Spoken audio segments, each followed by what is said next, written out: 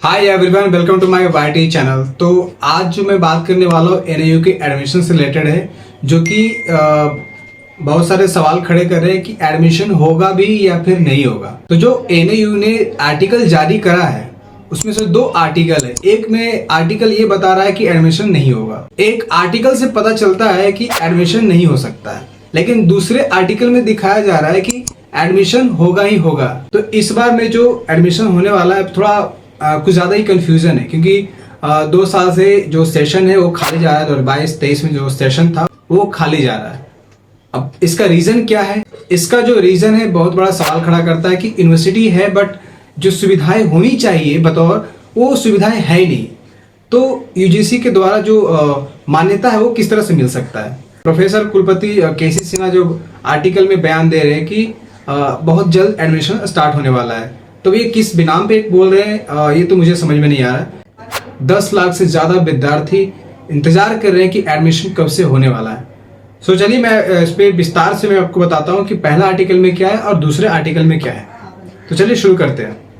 तो friends, Nalanda open university Bihar और आसपास के जितने सारे हैं उनके लिए एक आखिरी उम्मीद है। जो यूनिवर्सिटी है, डिस्टेंस पे जो कोर्स लिया जाता है वो एक आखिरी उम्मीद है कि आप जॉब के साथ साथ आप पढ़ाई भी कर सकते हो।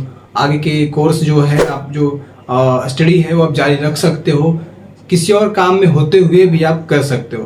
तो ये आखिरी उम्मीद है, आखिरी होप होती है नालंदा ओपन यूनिवर्सिटी। लेकिन इसकी जो व्यवस्थाएं हैं बहुत ही कम है और कम मात्रा में दिया गया है, जिससे कि जो यूजीसी है वो मान्यता नहीं दे रही है पिछले 2 साल से। पहले जो ये यूनिवर्सिटी थी वो पटना विश्वकोबान भवन में थी, लेकिन अब वो शिफ्ट होकर नालंदा बड़गांव में शिफ्ट हो चुकी है। तो अभी शिफ्ट हो चुकी है तो नया नया में इसमें क्या होता है कि अभी व्यवस्थाएं हैं तो धीरे धीरे इसमें लाया जाएगा। लेकिन हम पहले आर्टिकल की तरफ देखें तो इसमें एडमिशन ना के बराबर होने की जो आशंका है वो कुछ ज़्यादा ही दिखा रहे हैं, क्योंकि पहले आर्टिकल में दिखा रहा है जिस हिसाब से यहाँ टीचर होना चाहिए शिक्षा के लिए वो यहाँ पर उपलब्ध है ही नहीं। पिछले साल जो टीचर की चुनाव जो सदस्यता होती है उसमें शामिल होने की जो सभी कॉलेजों को बुलाया गया था, जिसमें नालंदा ओपन यूनिवर्सिटी शामिल नहीं हुआ था, और इस बार भी कुछ ऐसा ही है। तो किस बिनाम पे ये बोल रहे हैं एडमिशन लेंगे ये तो कह नहीं सकते। लेकिन पिछली बार जो टीचर के लिए जो मीटिंग रखी गई थी उसमें एनएयू शामिल नहीं हुआ था और उसकी वजह से यूजीसी ने इसको मान्यता नहीं दी थी। लेकिन इस बार भी कुछ ऐसा ही है। लेकिन फिर भी आर्टिकल में दिया गया है कि बहुत ही जल्द एडमिशन शुरू होने वाला है। अभी किस बिनाम पे बोल रहे हैं ये तो नहीं पता।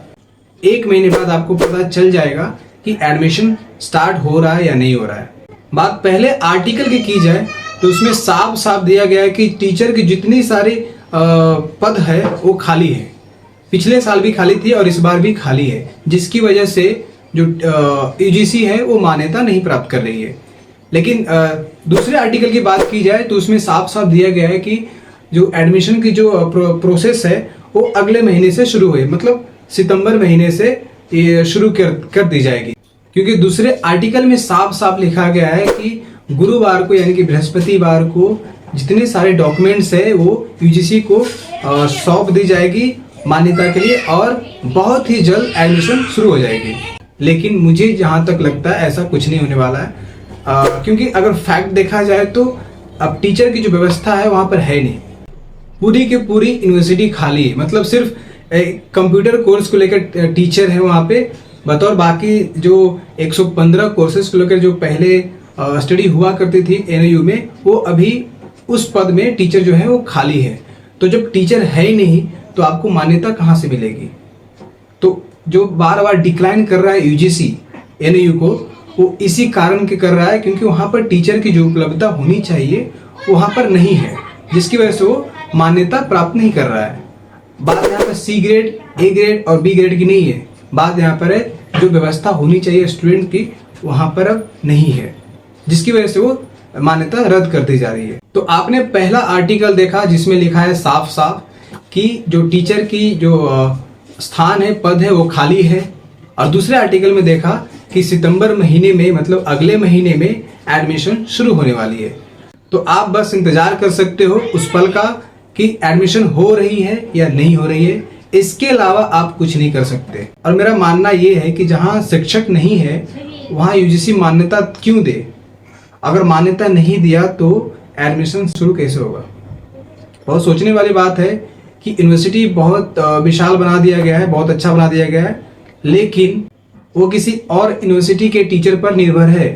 क्योंकि जब ये इसका एग्ज़ाम वगैरह होता है तो बाहर से जो टीचर होते हैं वो मतलब अटेंड करते हैं, लेकिन स्टडी में ऐसा तो नहीं होगा ना कि कोई दूसरे यूनिवर्सिटी से आकर इस यूनिवर्सिटी में पढ़ाए और वहाँ भी पढ़ाए, मतलब दो वो कवर करे, दो यूनिवर्सिटी कवर करे, ऐसा तो नहीं हो सकता ना।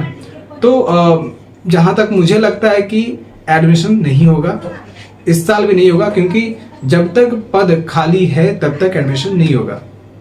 और इस साल भी एनयू जो शिक्षक चुनाव जो सदस्यता होती है उसमें शामिल नहीं हुआ है। तो जहाँ तक मेरा मानना है कि 99% एडमिशन नहीं होने वाला है, बाकी 1% कुछ भी हो सकता है। तो गैस, आज का जो हमारा जो वीडियो था यहीं तक है।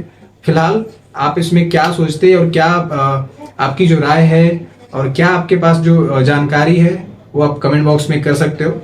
तो फिलहाल के लिए बस इतना ही। तो वीडियो अच्छी लगे तो लाइक करना, शेयर करना और चैनल को सब्सक्राइब कर दे। तो फिर मिलते हैं नेक्स्ट वीडियो में, तब तक के लिए बाय बाय।